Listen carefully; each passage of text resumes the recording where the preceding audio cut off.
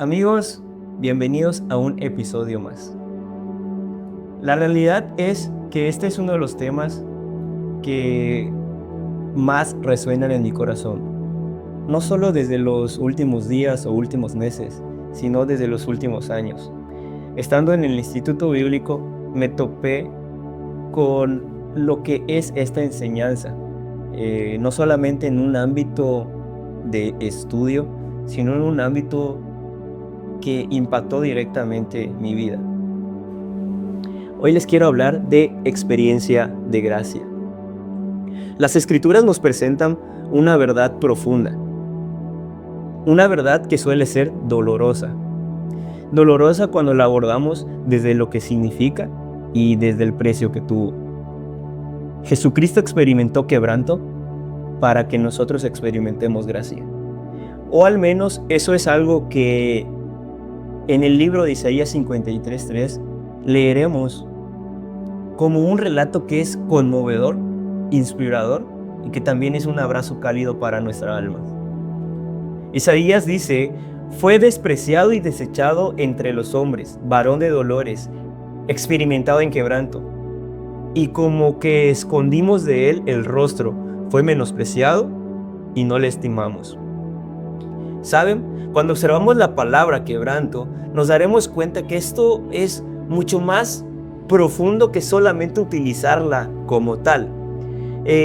Al menos cuando vamos a los textos originales o al significado original de cada una de las palabras que fueron utilizadas, la palabra quebranto tiene que ver con dolor o aflicción al extremo. Es decir, no es una dolencia superficial, no es una herida solamente hacia el cuerpo, es algo que traspasa completamente el ser. Y esto es lo que experimentó Jesucristo en la cruz. Cristo no solo fue quebrado por fuera, sino que fue despojado, que fue ignorado por los suyos, que fue herido y que fue cuestionado en su dignidad. Ahora bien, es importante que mencionemos que Jesucristo no fue víctima de nada y mucho menos de nadie. Quiero enfatizar que Jesús promueve un espíritu de victoria, un espíritu de seguridad, un espíritu que nos abraza en nuestro día a día para seguir adelante, caminando en la seguridad de que seremos transformados día a día. Al menos el apóstol Pablo en el libro de Filipenses 2 menciona lo siguiente: él se toma el tiempo suficiente para expresar, para explicar. Haya pues en nosotros este sentir. ¿Cuál sentir? El sentir que hubo en Jesucristo, el cual, siendo en forma de Dios, no estimó ser igual a Dios, sino que hizo lo siguiente: se despojó a sí mismo, tomó forma de siervo, hecho semejante a los hombres. Y estando en esta condición de hombre, se humilló a sí mismo, haciéndose obediente hasta una muerte, y no cualquier muerte, sino que una muerte de cruz. Por lo cual, Dios le dio un nombre que es sobre todo nombre, para que en el nombre de Jesús se doble toda rodilla de los que están en los cielos, en la tierra y debajo de ella. Es importante mencionar esto, porque si bien tenemos que enfatizar que el precio de la cruz, el precio que Jesús pagó, no fue barato, sino que al contrario, estamos hablando de que en todas las historias, o al menos en todas las historias que pueden existir o relatos que pueden existir a través de las diferentes creencias sobre las deidades que pueda creer el ser humano que existe, ningún Dios se ofreció a sí mismo.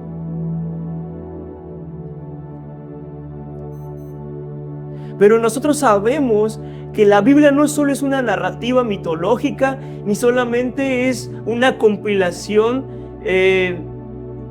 de cuentos que tienen como el fin ilusionar nuestra alma.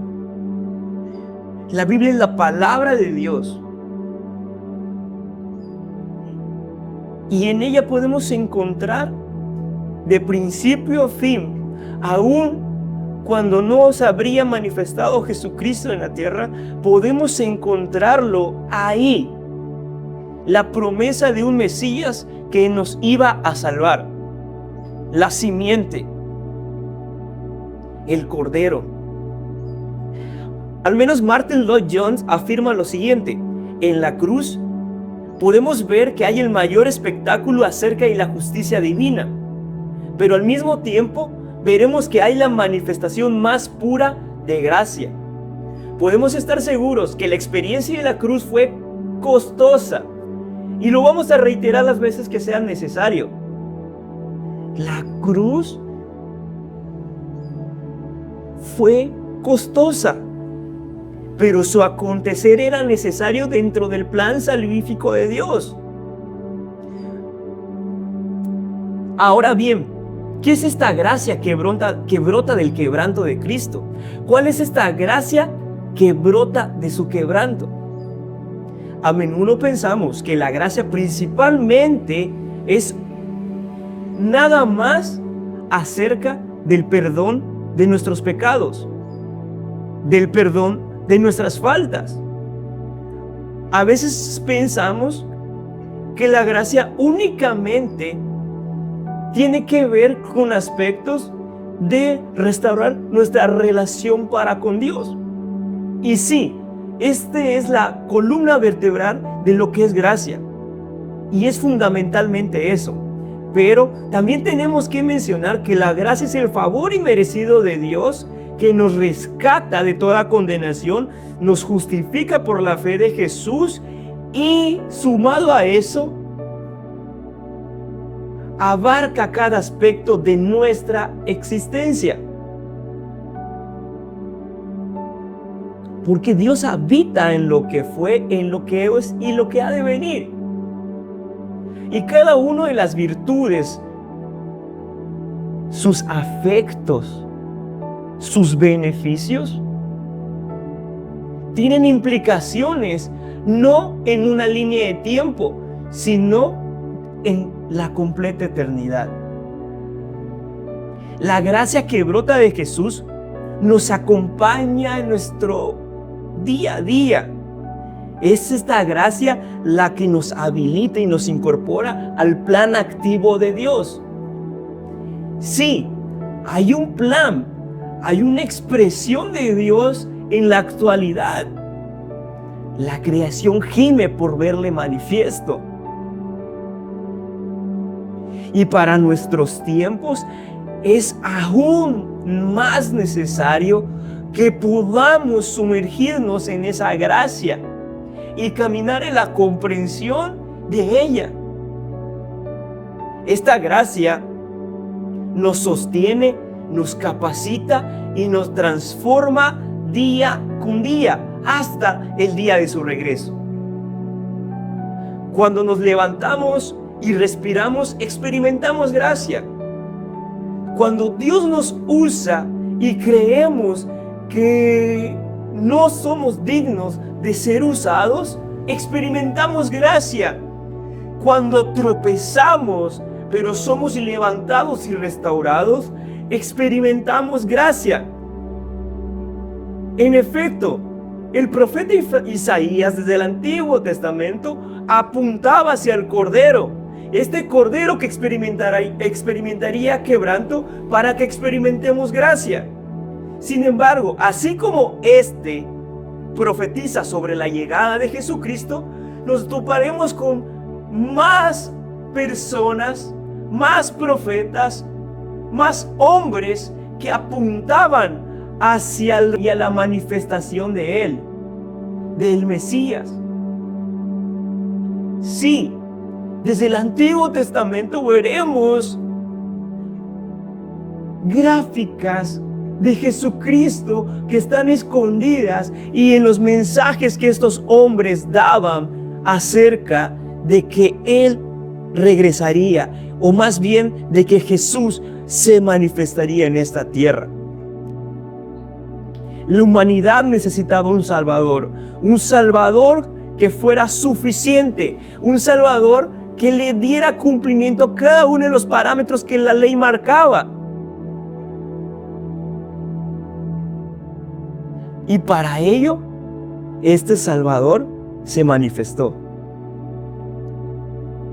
No es hasta la manifestación de Jesucristo que podremos observar cómo es que todo lo que se dijo durante años en el Antiguo Testamento, cómo es todo lo que se profetizó durante años, cómo es todo lo que se anunció durante años, tiene cumplimiento.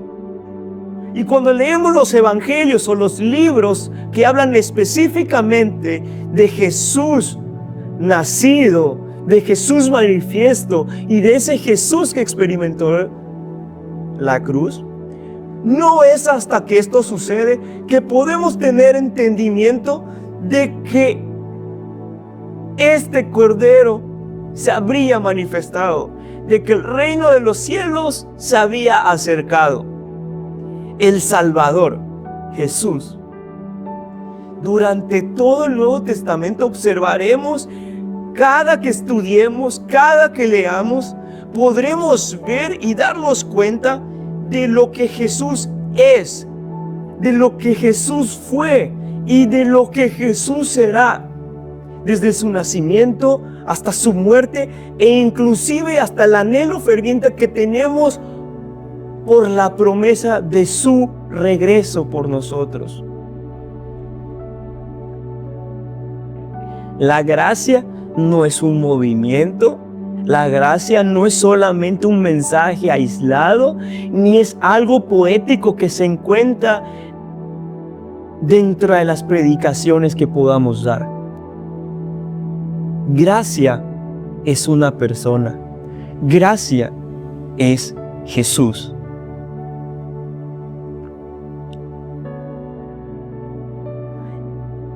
Y así como pudimos observar en cada uno de los libros del Nuevo Testamento, cómo es que Jesús nació, cómo es que Jesús se desarrolló, cómo es que Jesús partió y cómo es que Jesús prometió su regreso, así como en cada uno de los evangelios podemos ver el carácter, la bondad, las reinterpretaciones y las enseñanzas que tenía Jesús acerca de lo que era la ley y de que no vino a abolirla, sino que vino a darle cumplimiento.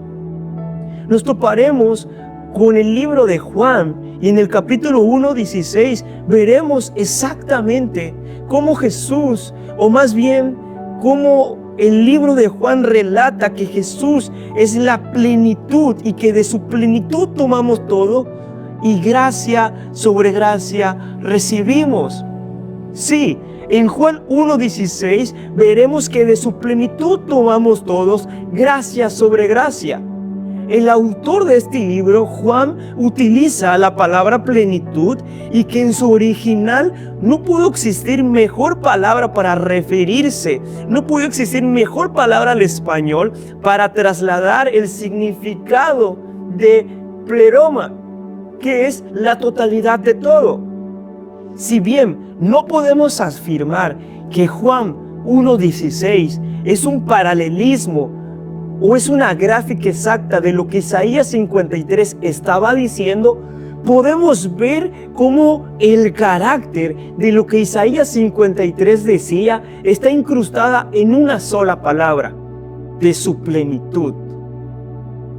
Porque Isaías menciona un completo de relato acerca de lo que el Cordero iba a vivir, que iba a sufrir, que iba a ser rechazado, que iba a ser quebrantado y que el peso de nuestra deuda, de nuestras tristezas, de nuestras dolencias iba a ser sobre él. Isaías 53 se toma todo el tiempo para escribir acerca de este sacrificio. Y Juan, si no es tan explícito en el capítulo 1:16, es más directo diciendo, de su plenitud tomamos todos. Esto quiere decir que de la totalidad de Jesús tomamos cada uno de los beneficios a los que podemos acceder día con día. Y con esto me quiero despedir. Para cada uno de nosotros, el sacrificio de Jesús debe ser un abrazo cálido, un abrazo que nos dé fortaleza, un abrazo que nos inspire y que nos motive y que nos empuje a tener un cambio radical en nuestras vidas, en donde podamos comprender, entender y reflexionar que más allá de lo que podamos hacer o de los méritos que podamos tener en esta tierra, todo el peso de nuestro perdón y de nuestra reivindicación y de nuestra restauración recae únicamente en Jesucristo, en su obra, en lo que Él hizo, en la obediencia que tuvo, en su señorío y en el sello que ha puesto en nuestros corazones. Este sello que es la comunión y la presencia de su Espíritu Santo. En resumen, una muerte costosa, un sacrificio costoso, que significa la clave de todo, la puerta de todo, nos llevó a una experiencia de gracia. Sí, Jesús experimentó quebranto para que nosotros experimentemos gracia.